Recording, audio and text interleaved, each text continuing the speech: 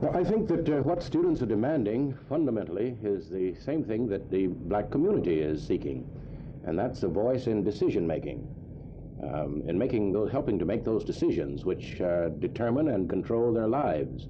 Students have felt powerless, just as the black community nationally has felt powerless. Now, I don't always agree with their tactics, but I think their demands make a good deal of sense. Of course, I'm sure that most faculty members would admit that they don't know everything either, and that learning is a two-way street, and students can help make decisions without knowing all things. I think that they should. You see, that's the nature of our democracy. Even people who have not been to school can help make decisions by voting.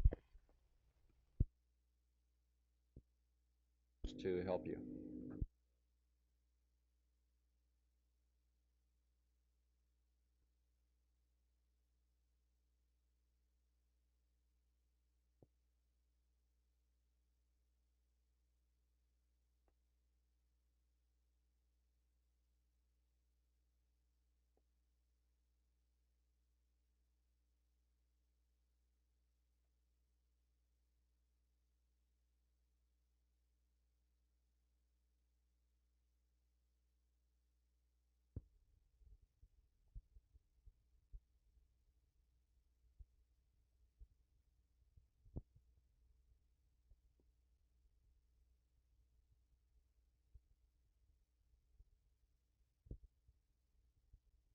The vast bulk of the students are not in sympathy with it and don't give a damn about it. So on that basis, if a tactic doesn't achieve these particular objectives, it is it's irrelevant. It's stupid. Now, but let me get one thing clear, that these student rebels represent to me one of the healthiest scenes in our American culture. And what I was saying to you before, that the important thing is that out of them will come the seedlings for the radicals of the next decade that are so imperatively necessary for the future of our country. And what I'm afraid of is that as they suffer defeats because of the stupidity of a lot of the tactics, that many of them will become disillusioned. And then by the ripe old age of 28, will say, oh, well, I did what I could, nobody's listening, and so I'm going to go get myself a job with the establishment.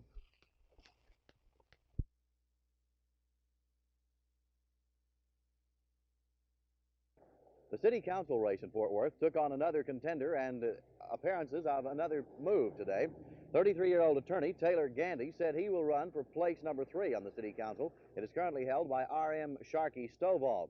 This indicates, at least, that Stovall will move up and try to take over the mayor's seat currently held by DeWitt McKinley. Generally speaking, McKinley and Stovall have not been on the same side of the political fence in past actions of the city council. The Ambulance Association of America issued another supportive move for the Gold Cross Ambulance Service here today. They said that the service is doing a good job. They also said that some sort of lump sum subsidy should be paid to Gold Cross or whomever the city fathers elect to have as their ambulance service, or that an exclusive franchise should be awarded to somebody to run the only ambulance service in town. It has not been the temperament of the city council to do anything of that nature. A two-car accident this morning on Highway 199, that's the Jacksboro Highway, near Lake Worth, claimed the lives of 2 elderly Fort Worth women. Dead on arrival at Harris Hospital were 77-year-old Lucy O. Williams and 71-year-old Ola P. Kelly. Both women were occupants of a car driven by Mrs. Williams' 71-year-old husband, Ivan. Driver of the other car involved was 20-year-old Genevieve Green.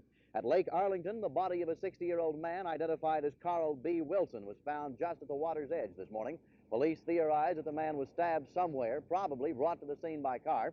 There were tracks where the body was dragged across the road at Quails Lane, and the body was deposited at the edge of the water on the west side of Lake Arlington. In Fort Worth, Jerry Taft, Channel 8 News.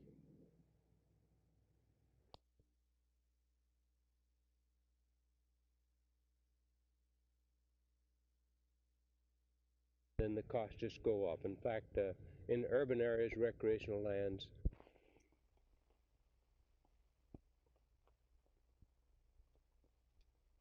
well, there are several reasons. First, I think the most important one is to help in good flood control planning. A city that has a green belt essentially provides for nature's sponge, because this area sponges up the water and keeps it from flowing down downstream and causing disaster to homes and to businesses downstream. And then a second reason is that you need regional parks. A city does if it has a good recreation program.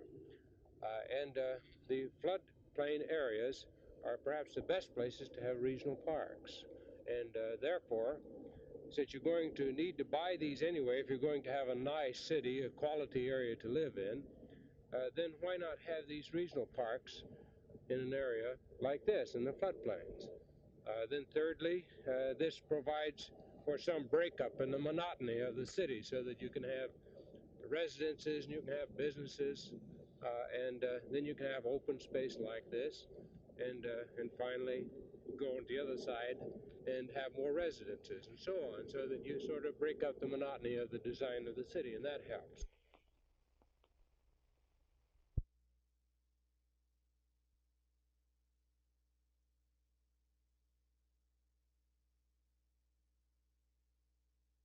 No, there's been a lot of speculation about that. I don't see myself as a buffer. Liaison, perhaps. I do have communication with various segments of the black community, including the militant segment, and I expect to be in consultation and in conversation with them. Now that you are a part of this so-called establishment, can you still maintain this liaison with the militants who are so against the establishment? Well, that remains to be seen, and I think that we'll be able to communicate